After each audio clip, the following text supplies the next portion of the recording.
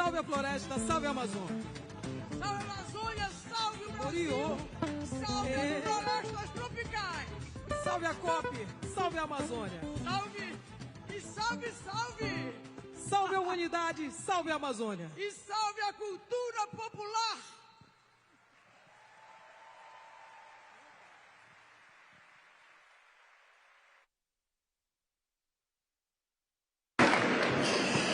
Well, I extend my thanks to the singer Fafá de Belém, who is an icon of Brazilian music and somehow the cultural ambassador of Pará.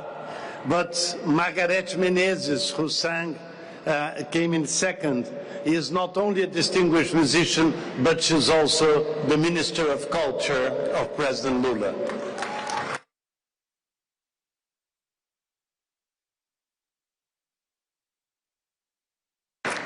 Distinguished delegates, friends and colleagues, it is my pleasure to invite Luiz Inácio Lula da Silva, President of Brazil, to address this plenary.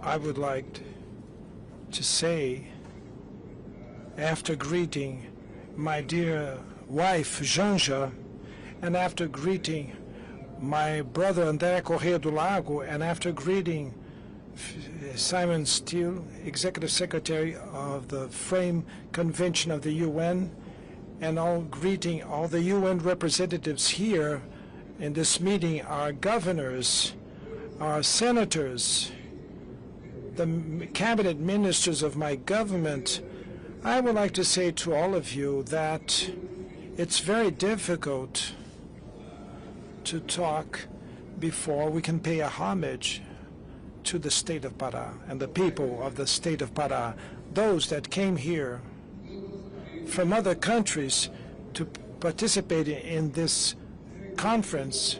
Please pay a lot of attention, because you're going to participate in an event in the state that has a wonderful people. You're going to see men and women that are very joyful, highly educated and polite, that will take care of you in this city as you were never taken care of before.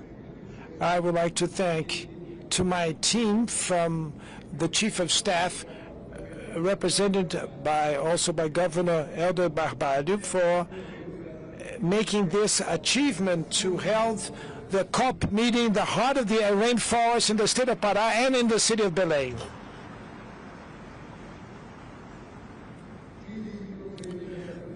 Please try to benefit from this city, of its joy, of the beauty, and also benefit from the joyful charm, warmth of men and women that will receive you here, that will host you here.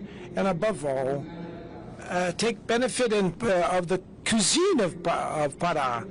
Here you're going to eat the food that you never ate anywhere else in the world. Maybe the best fish. And do not forget to eat manisoba. The interpreter could interpret it correctly because it's manisoba, as you pronounce it. And there's a dispute between Bahia and the state of Pará, which manisoba is the best one.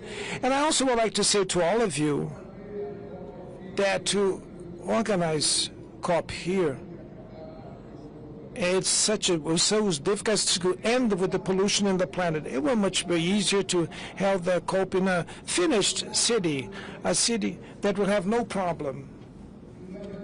But we decided to accept the challenge to organize the COP in the state of the Amazon region, to prove that when you have political will, when you have the will and you have commitment with the truth, then we can prove that man there's nothing possible for man or for woman. What is impossible is not to have the courage, the bold to face the problem. So congratulations to all the delegates here, men and women, government representatives, and to the people of Pará. Congratulations for all of us. This is a lesson of civility. This is a lesson of human greatness. And that the men that go to war, if they were here, present here at the COP, they would perceive that it's much more cheaper to put $1.3 trillion for us to end with the climate crisis than to put $2 trillion and $700 billion to buy weapons and go to war.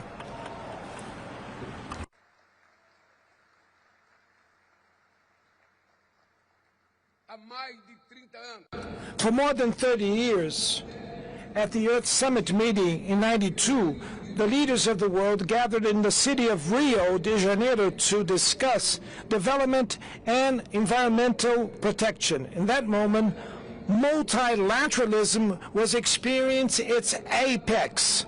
The world was going to the so-called conference decades, where emerged many great compasses that guided humanity during these 3 decades. Between them came up the concept of sustainable development and the principle of common but shared responsibilities, common but differentiated responsibilities. That is a legacy of the Rio 92. Today, the Climate Convention is back to its home country. It makes the way back to reclaim the enthusiasm that have driven its birth. In the next 2 weeks, Belém will become the capital of the world. Negotiators, governors, mayors, members of the parliament, scientists, civil society organizations will be part of this great and collective endeavor in favor of the planet. To bring COP to the heart of the Amazon was a very difficult task, but a necessary one. The Amazon is not an abstract entity. Those that only see forests from above have no knowledge of what goes beneath the trees and its shadow. The biome that is most diverse in the earth is the home of almost 50 million people, including 400 indigenous people that are dispersed in 9 countries, developing countries that still face immense economic and social challenges that Brazil fights to overcome with the same determination that it managed to bypass the logistics adversities that are inherent to organize a conference such as this size. When you leave the city of Belém, the people of the city will continue with the investments and infrastructures that were made here to receive you all. And the world could then say that it now knows the reality of the Amazon tropical forest.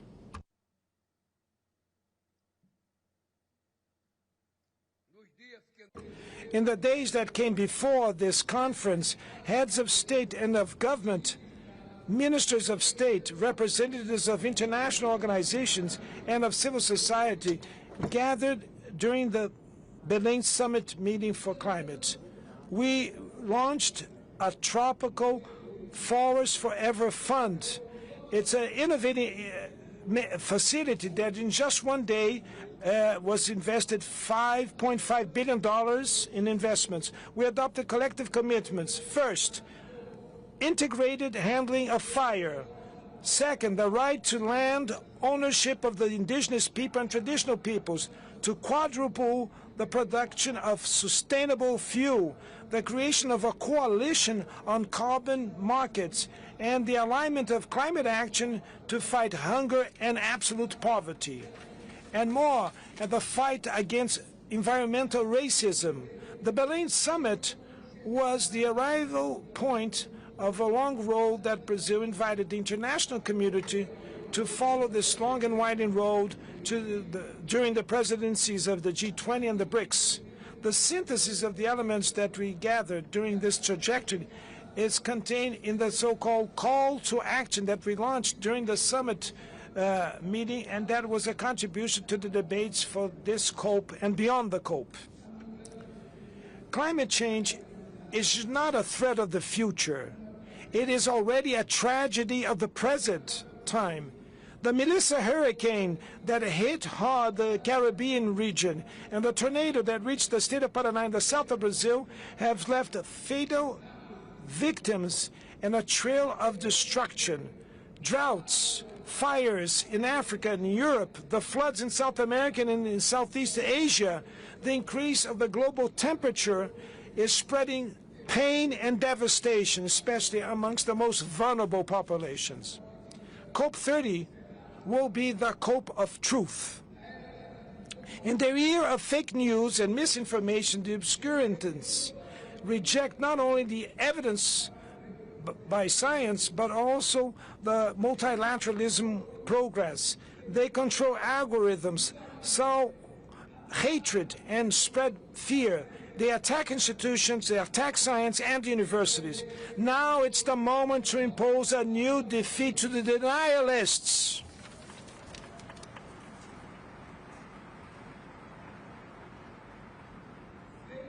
Without the Paris Agreement, the world would suffer with a catastrophic warming up of almost 5 degrees till the end of this century. So we're moving to the right direction, but at the wrong speed. At this pace, we would advance to a threshold that is higher than the 1.5 global temperature if we keep this pace. And this, to break away from this barrier, is a risk that we cannot take. Dear friends, our call to action is split in 3 parts. Now, on the first part, I make an appeal to those countries should abide to their commitments. And this means to formulate and implement the NDCs, the national determined contributions that will be ambitious. Then second, to assure financing, technology transfer, and capacity building for the developing countries, and to give the due attention to adaptations to the effects of the climate change. On the second part, I call the world leaders to accelerate their climate action. We have presented the roadmap for humanity so that in a planned and fair way we can overcome the reliance on fossil fuel, and we can stop with that and reverse the deforestation, mobilize resources for this end. Advance demands a more robust global governance to assure that words can be translated in deeds. The proposal of creation of a climate council linked to the General Assembly of the UN is a way to face this challenge and give it the political stature that it deserves. In the third part, I call the international community to place people in the core of the climate agenda.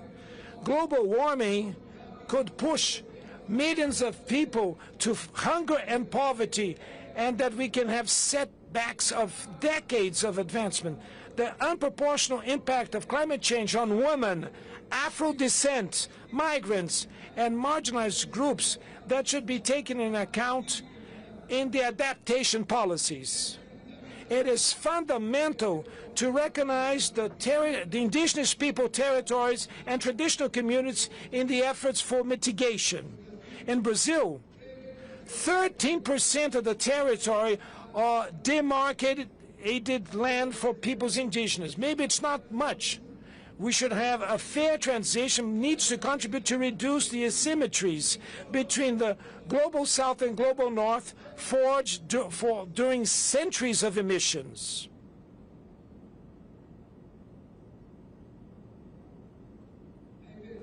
Climate emergency is a case of inequality. It exposes and exacerbates what is unacceptable. It deepens the perverse logic of those that want to live with dignity and those that can live with dignity and those that should die. To change this choice, it is to give a chance to the future that cannot be dictated by tragedy. The lack of hope could extinguish the hopes of the youth. We owe to our sons and daughters and grandsons the opportunity to live in an earth that is possible to keep a dream. The Yanomami shaman Davi Kopenawa said that the thought of the city is obscured and smoked, obstructed by the noise of the cars and of the machineries. So I hope that serenity of the forest will inspire all of us to clarify our necessary thought to see what needs to be done. A good COP30 for all. Thank you very much.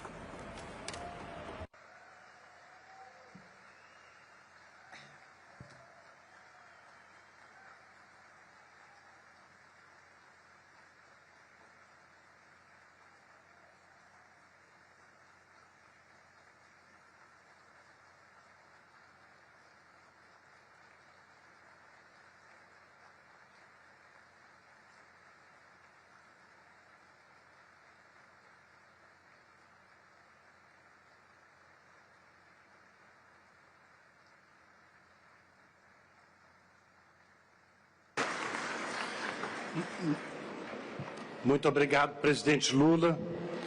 Thank you, President Lula. Distinguished delegate, this meeting of the COP is hereby suspended. The CMP is hereby suspended, and the CMA is hereby suspended, all for a few minutes.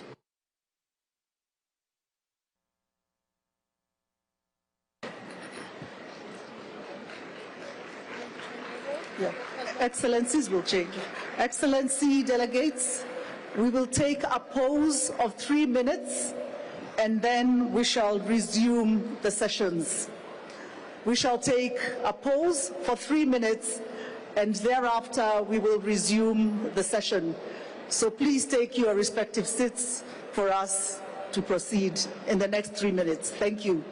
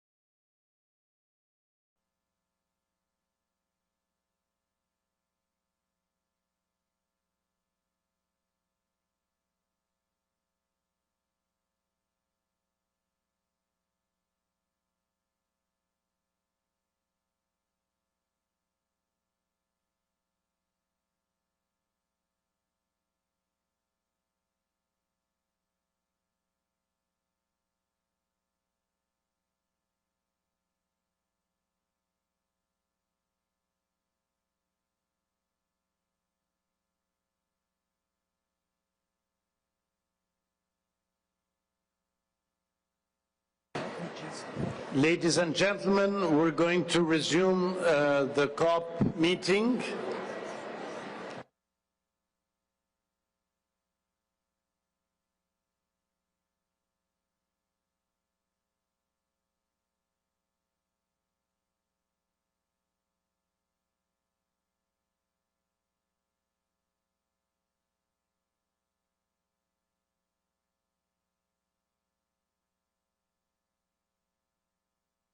Por favor, vamos retomar a sessão. Por favor, tomem seus assentos, vamos retomar a sessão.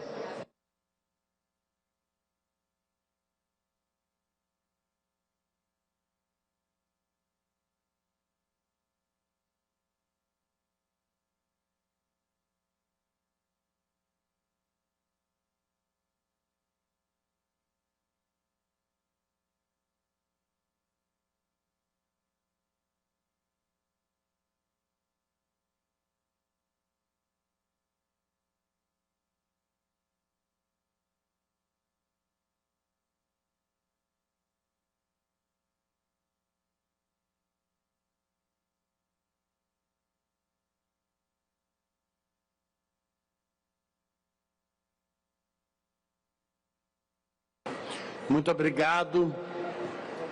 Thank you very much.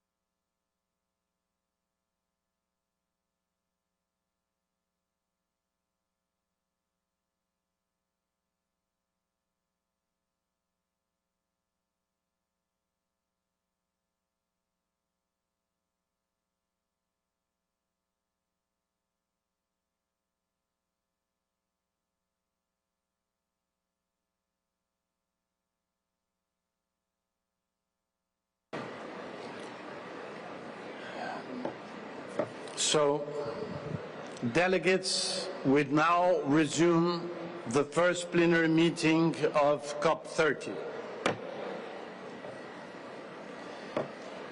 We now resume the first plenary meeting of CMP20 and the first plenary meeting of CMA7.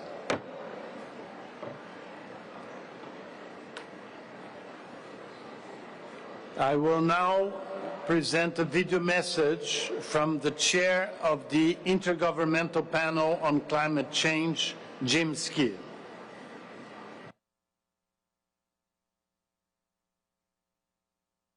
Your Excellencies, distinguished delegates, colleagues and friends, ladies and gentlemen, thank you for the invitation to the Intergovernmental Panel on Climate Change, the IPCC, to address the opening of COP30. As the chair of the UN body mandated to assess the scientific knowledge related to climate change, we are grateful for the opportunity to deliver this video message.